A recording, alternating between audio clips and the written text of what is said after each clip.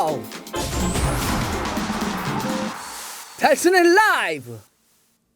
안녕하세요. 새벽의 축구 전문가 페노입니다. 오늘은 어떤 이야기를 하려 하냐면 토미야스의 토트넘 이적설에 대해서 이야기를 하려고 합니다. 토미야스가 이번 이적 시장에서 굉장히 여러 팀들의 관심을 받고 있는데요.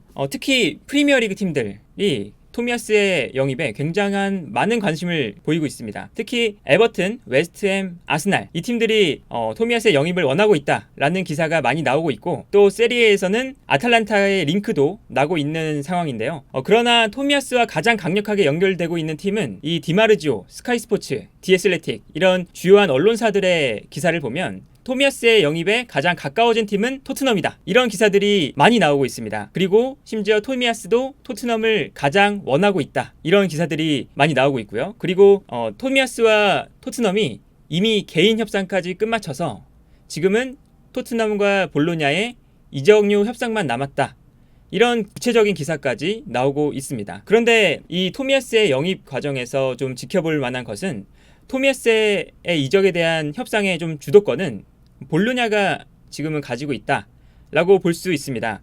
토미야스가 이 볼로냐로 넘어갈 때 2019년에 넘어갔는데 그때 5년 계약을 하고 볼로냐로 이적했어요. 그래서 볼로냐와의 계약 기간이 아직 3년이나 남아있는 상태라서 계약 기간이 충분히 남아있는 상태, 그리고 많은 팀들이 토미야스에게 관심을 보이는 상황에서 볼로냐가 원하는 이적료만큼을 토트넘에게 받아내려고 할 것이다, 이런 추측들이 많이 나오고 있는 상황이고요. 현재 기사로 나와 있는 내용을 보면 볼로냐가 원하는 금액은 2,150만 파운드, 하나로 치면 약 340억 정도가 되고, 토트넘이 실제로 비드한 금액은 1,600만 파운드, 하나로 치면 약 250억 정도가 된다고 합니다. 그래서 한 80억에서 90억 정도의 차이가 나고 있는데, 이 한 80억에서 90억 정도의 차이가 뭐 그렇게 영입 과정에서는 큰 차이가 아니기 때문에 조만간 협상이 완료될 것이다.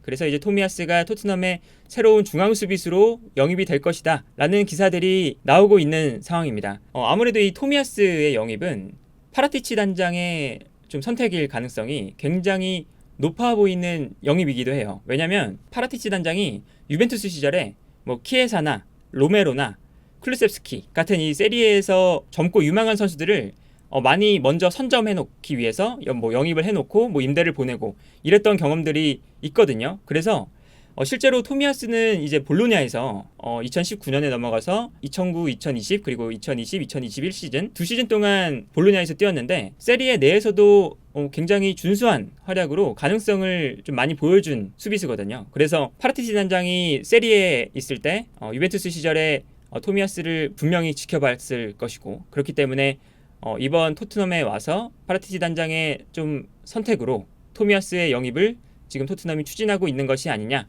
이런 예상들이 많이 나오고 있는 상황입니다. 그래서 이제 토미야스가 토트넘의 이적에 좀 굉장히 유력한 상황에서, 그렇다면 토미야스가 토트넘의 전술에 어울릴 것이냐, 이것이 이제 좀 많이들 궁금해 하실 텐데, 토미야스의 정보들을 좀 살펴보면 토미야스가 한국의 김민재 선수와 굉장히 많이 비교가 되는 선수이기도 하죠. 그런데 김민재 선수와 굉장히 유사한 스타일도 가지고 있고 체격 조건도 굉장히 비슷하고요. 김민재 선수가 96년생, 만으로 24살이고 이제 190cm 신장을 갖고 있는데, 토미야스는 98년생, 그리고 만으로 22살, 그리고 188cm의 신장을 가지고 있습니다. 이 김민재 선수와 토미야스가 굉장히 나이도 비슷하고 뭐 신체적인 조건도 사실은 굉장히 비슷한데요. 여기서 좀 플레이 스타일도 굉장히 우리 토미야스를 좀 생각을 해봤을 때 김민재 선수와 굉장히 비슷한 스타일로 생각을 하시면 될 것 같아요. 뭐 체격 조건도 좋고 스피드도 빠르고 발밑도 좋은 중앙 수비수가 김민재 선수잖아요. 그런데 토미야스도 거의 비슷한 장점들을 가지고 있습니다. 체격 조건도 좋고요, 뭐 스피드도 빠르고 발밑도 굉장히 좋은 중앙 수비수예요. 그래서 볼로냐에서는 중앙 수비수보다 오른쪽 풀백으로 출전하는 경기가 더 많았습니다. 스피드가 기본적으로 빠르기 때문에. 그래서 첫 번째 시즌에는 이 볼로냐에서 마땅한 오른쪽 풀백이 없었어요. 토미야스가 볼로냐로 넘어간 첫 시즌에. 그래서 토미야스가 이제 볼로냐에서 첫 번째 시즌에 29경기에 나왔는데 26경기가 오른쪽 풀백으로 출전한 경기였고, 센터백으로 나온 경기는 단 3경기 뿐이었습니다. 그런데 이제 두 번째 시즌에는 볼로냐가 오른쪽 풀백을 영입하면서 그래도 두 번째 시즌에는 중앙 수비수로 자주 나오는 경기가 많았습니다. 그래서 두 번째 시즌, 지난 시즌에는 중앙 수비수 그리고 오른쪽 풀백 이 두 자리를 왔다 갔다 하면서 뛰었거든요. 그래서 지난 시즌에는 15경기를 중앙 수비수로 나왔고 14경기는 오른쪽 풀백 그리고 2경기는 왼쪽 풀백으로도 나왔던 그런 경험이 있습니다. 이제 그만큼 토미야스의 가장 큰 장점은 발이 빠른 선수라서 중앙 수비수도 가능하고 풀백도 가능한 선수다. 이렇게 볼 수가 있겠고요. 특히 이 선수가 개인적으로 생각했을 때 김민재 선수보다 조금 뛰어난 능력은 이 개인기나 드리블이 굉장히 좋습니다. 그래서 공격에 가담을 했을 때 굉장히 압박을 받을 때 유연하게 풀어나오거나 개인기를 통해서 혹은 드리블을 통해서 탈압박을 하는 경우가 굉장히 자주 나오거든요. 이제 그만큼 발밑이 좋은 선수라고 할 수 있겠고, 그런데 이제 오른쪽 풀백으로 출전했을 때 그렇게 많은 오버래핑을 나가는 사실은 스타일은 아니고요. 이 누누 감독 체제에서 그렇다면 어떻게 이 발이 빠르고 또 발밑도 좋은 이 중앙 수비수 토미야스를 어떻게 사용할 것이냐, 이렇게 좀 생각을 해보면 토미야스의 가장 큰 장점은 측면과 중앙을 모두 뛸 수 있다는 것입니다. 그래서 누누 감독이 아무래도 토트넘에서 울버햄튼 시절처럼 3백을 사용할 것으로 예상이 되고 있는데, 그렇다면 토미야스는 오른쪽이나 왼쪽 중앙 수비수 자리에서 플레이가 가능하다라고 볼 수 있습니다. 특히 이제 누누 감독의 축구를 보면 울버햄튼 시절이나 발렌시아 시절, 포르투 시절 다 봤을 때 좌우 측면 수비수들을 굉장히 공격적으로 끌어올립니다. 그래서 3백을 사용할 때 울버햄튼 시절에는 좌우 윙백을 굉장히 높은 지역까지 끌어올리는 경우가 많았거든요. 그랬을 때 이 윙백이 올라간 뒷공간, 이 뒷공간을 중앙 수비수가 이제 커버해줘야 하는데, 이때 토미야스의 빠른 발이 활용될 수 있는 가능성이 높다라고 할 수 있겠습니다. 그리고 이제 포백을 사용할 때도 아마도 이제 누누 감독은 분명 이제 좌우 측면 풀백을 굉장히 높게 올릴 거예요. 그런데 우리가 무리뉴 감독 체제에서 생각해봤던 이 포백과 쓰리백의 유동적인 좀 전술 변화를 누누 감독 체제에서도 볼 수 있겠다. 토미야스가 영입이 된다면 그런 생각이 좀 들더라고요.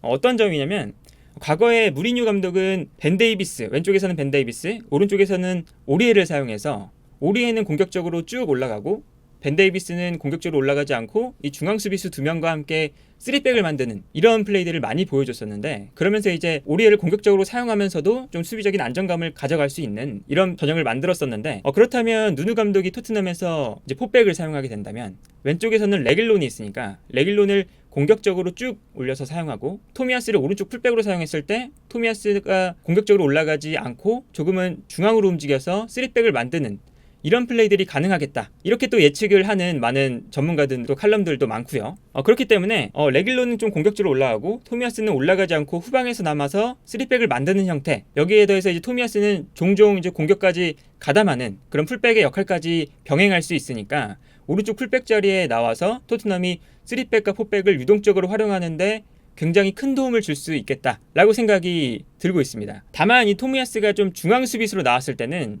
조금은 약점이 있는 선수예요. 어떤 약점이 있냐면, 이제 세리에에서도 신체 조건이 좋은 공격수들을 상대했을 때 힘에서 밀리거나 아니면 공중볼에 조금 아쉬운 모습을 보여줬습니다.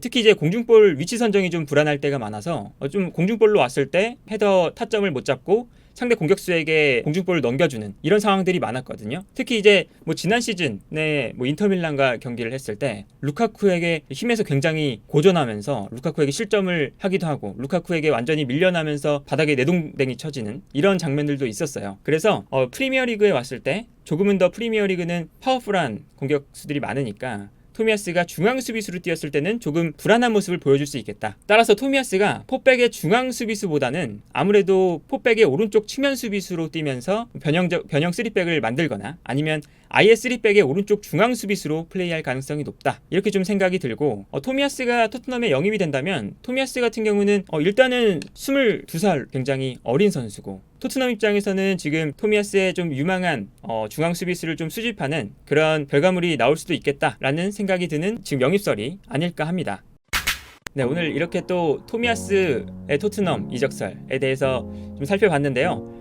박문성 의원님이 없는 3일 동안 그날 있었던 이슈를 한 개씩 선정해서 좀 다뤄봤는데 좀 어색하기도 했지만 좀 재미있게 보셨다면 참 좋겠고, 또 다음에 박문성 의원님이 안 되시는 날 또 찾아오겠습니다. 다음에 봬요.